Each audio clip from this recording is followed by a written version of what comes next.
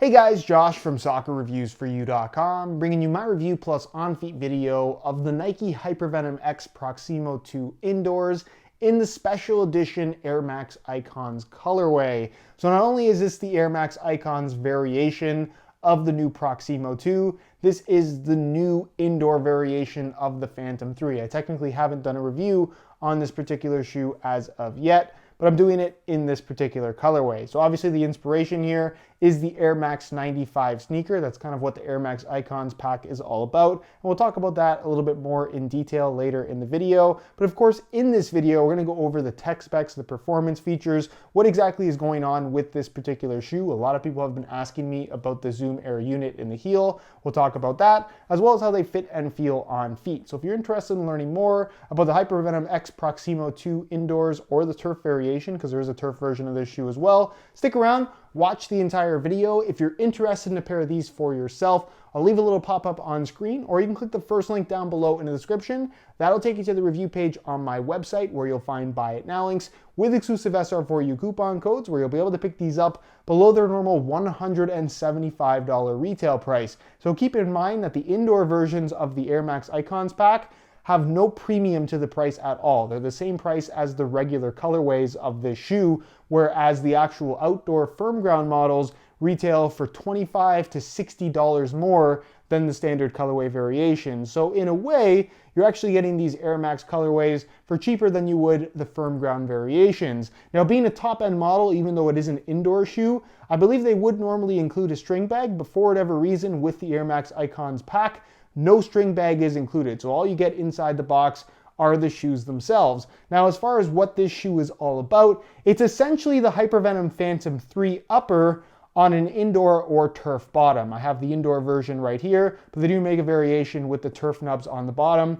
Again, depending on what type of surface you're gonna be using them on. With that being said, this isn't exactly the same as the regular Phantom 3 upper. And the only main difference that I found here is the actual pour-on foam running through the striking area. It doesn't appear to have it on this particular shoe. It seems to be just straight up flying it all the way through. It has the texturing and you can see the outline of where the actual foam would normally be, but it doesn't appear to be there. It seems to be pretty thin to me. If there is anything there, it's not as thick as what you'll find on the firm ground variations of the shoe. But again, based on what I can tell, it's pretty much just straight flying it. That's not necessarily a bad thing. It's a feature that obviously I would like to have on the indoor version of this shoe, but they didn't include it for whatever reason. So what you're left with in regards to touch is still this fantastic Flyknit material for the upper. It does have a little bit of a 3D texture to it, kind of like what you'll find from the Obra 2, or I guess the Magista X Proximo 2 to a certain extent, but this definitely is a lot thinner feeling, not quite the same dampening sensation as what you'll get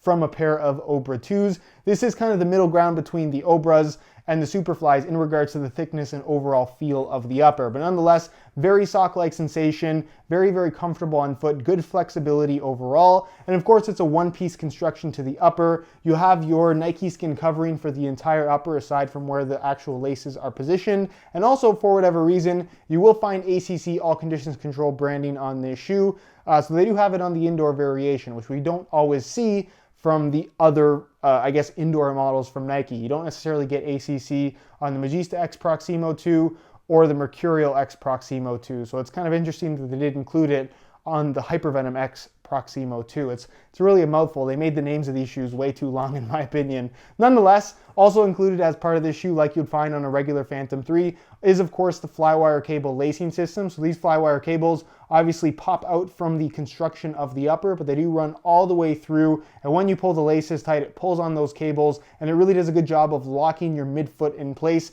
as well as the forefoot, giving you a really nice secure fit without making the upper feel stiff or have any kind of hard reinforcement material. So it really does allow for that sock-like sensation, that sock-like level of comfort, but still maintaining really good responsiveness and really good general lockdown. Laces are off-centered, of course.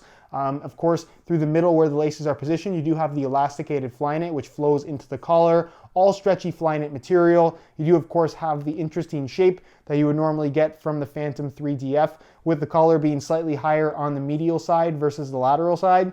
Honestly, something that looks cool but isn't super noticeable when you're actually wearing the shoes. Internal plastic heel counter, and internally, it's pretty much the same construction as a regular pair of Hypervenoms as well. You have your synthetic leather liner on the inside. I'll remove the insoles just so you guys can get a look at the insoles themselves, but they're pretty much the same as what you'd find with a regular Hypervenom. It's the standard Nike grip liner, which, as I've talked about before on the Phantom 3 reviews, it doesn't really feel like anything special at all. It just feels like a regular liner. Nothing fancy about it whatsoever. It does have some texturing in the forefoot, but again, not noticeable when you're actually wearing it. And it's made from this really nice ortholite material, good thickness to it, really nice soft underfoot feel when you put them on for the first time. So I'll just slide this back in really quickly, and we'll move on to the midsole and the outsole, which has changed from the original HypervenomX Proximo to a certain extent. So the midsole, it looks pretty straightforward. It's black in color on this particular shoe, so perhaps a little bit difficult to see.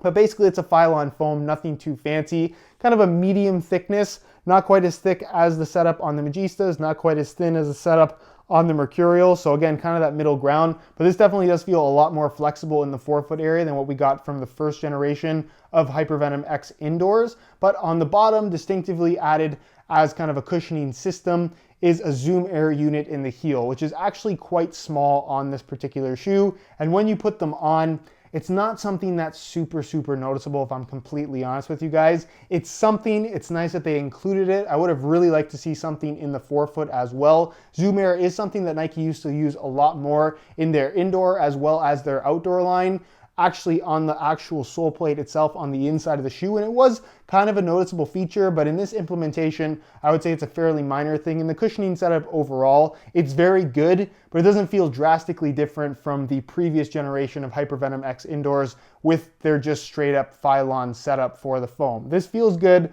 but nothing spectacular. I do prefer the Lunarlon setup that you'll find on the Magista X Proximos, but that is a more significant amount of foam and you're a little bit higher off the ground. So ultimately it does come down to personal preference rather than one necessarily being better than the other. As far as the indoor bottom is concerned, it does have a new pattern now, which does feel quite good. As far as grip on indoor courts, that's something that's really going to vary based on the court conditions themselves. I find that if the court is dusty, pretty much any indoor soccer shoe is going to be pretty slick. But on a clean indoor court, it does actually work quite well. And on concrete, asphalt, it's going to work quite well too. They have implemented these kind of flex grooves through the forefoot, which I actually really do appreciate. Like I said, the outsole does feel a lot more flexible to me on this particular shoe, and the thickness of the rubber is also very good from a durability standpoint. So if you do want to use these for street soccer, which can be hard on your shoes, they should hold up quite well. Plus you get the thick rubber lip with the nylon stitching through the forefoot and toe box area, which is pretty consistent across the entire Nike Soccer X indoor line. So overall, really good quality boot.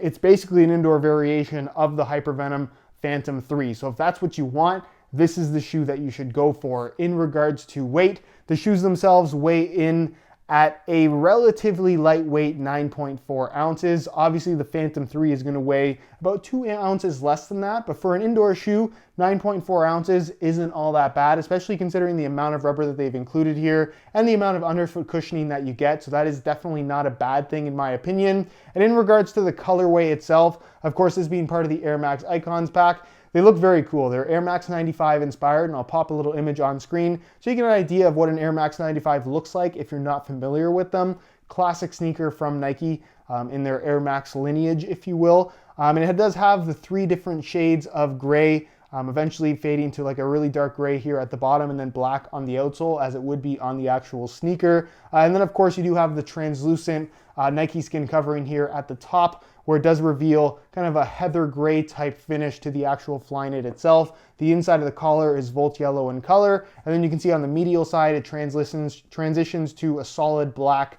Nike skin covering with the Volt yellow Nike swoosh on both sides of the shoe. You have the reflective element, which again, kind of mirrors what you'd find on the Air Max 95 sneaker right on the back of the heel, which is a cool little extra detail. You have the Volt Yellow in the actual Nike Flywire itself. And then the outsole, you do have some Volt Yellow accents and where the zoom unit is and the little kind of cutouts in the actual outsole. But the majority of the material itself is kind of like a translucent black color. So overall, it looks very, very cool. I think it definitely shows off the Air Max 95 vibe quite well. But I suppose it's not for everybody. I really like how these look, but let me know what you guys think of them down below in the comment section. So that is enough about tech specs and performance features. Let's take a look at how they fit and feel on feet. So you can see on the right shoe, I swapped in some junior length neon yellow reflective SR4U replacement laces. I think they look really good on this particular colorway, given the Volt Yellow swoosh and the Volt Yellow flywire. I think it's a pretty simple choice as far as a nice accent color is concerned,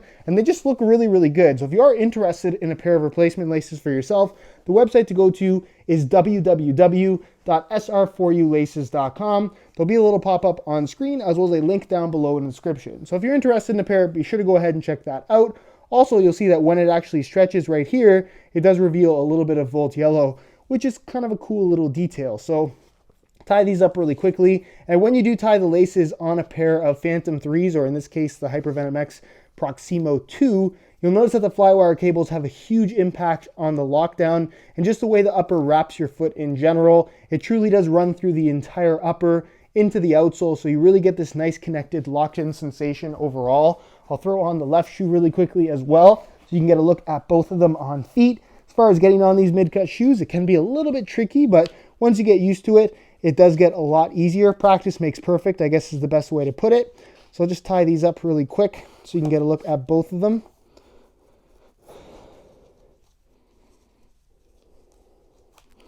All right, so here is a look at the HypervenomX Proximo 2s on feet. And out of the box, they're pretty comfortable shoes. Really, the upper is identical to what you're gonna find from the Phantom 3 minus the foam, but that's not necessarily something that you feel when you're actually wearing the shoes. You'll feel it when you make contact with the ball. But all in all, very comfortable, good flexibility from them. Not a lot of break-in time required. I think the only thing you're really gonna have to get used to here is the heel, but that's the case with a lot of these mid-cut models from Nike, especially if you haven't worn one before. But for the most part, very comfortable shoes out of the box. Good flexibility from the outsole, which is definitely important. And in regards to the overall fit, in comparison to a Phantom 3, it is a little bit different. There's always going to be a difference in feel when you go from a shoe with a plastic sole plate to something with a foam outsole like you have right here. But for the most part, I would say it stays pretty true to the Phantom 3 experience in regards to the fit and overall feel on feet. So that is definitely a good thing. They do have a premium vibe about them. That is 100% for sure. In regards to width, it does have a snug fit overall, but they're definitely not overly narrow. So I will say that these will be suitable for most people as long as you don't mind a tighter fit. If you have really, really wide feet, maybe not the best option. And because of the flywire cables, I wouldn't really expect these to stretch all that much. For the most part, the way they fit out of the box is the way they're going to fit for their entire lifespan. And as far as sizing is concerned, just like the regular Hypervenoms, they run true to size. So if you are interested in ordering a pair of these for yourself, I would strongly recommend going true to size in order to achieve the best possible fit. So that is pretty much it, guys, for my review of the Air Max Icons Nike HypervenomX Proximo 2 indoors. That's a lot to say, but I got through it. If you're interested in the pair, a little eye in the corner of the screen or the first link down below in the description, be sure to go ahead and check that out. On that review page, you will find Buy It Now links with exclusive SR4U coupon codes where you'll be able to pick these guys up below their normal $175 retail price, which is actually not that bad of a deal considering that a regular Phantom 3 DF retails for $300. So this is almost half the price, but you don't, of course, get the plastic outsole with studs. Instead, you get an indoor or turf bottom. If you have any questions regarding these shoes, leave them down below in the comments, and I definitely will get an answer out to you. If you enjoyed today's video, found it helpful and informative, be sure to support it with a like. Subscribe if you haven't already for daily videos on all the latest and greatest soccer gear. You can find all of my social media information linked down below in the description as well. And other than that, guys, hope you enjoyed today's video, and as always, thanks for watching.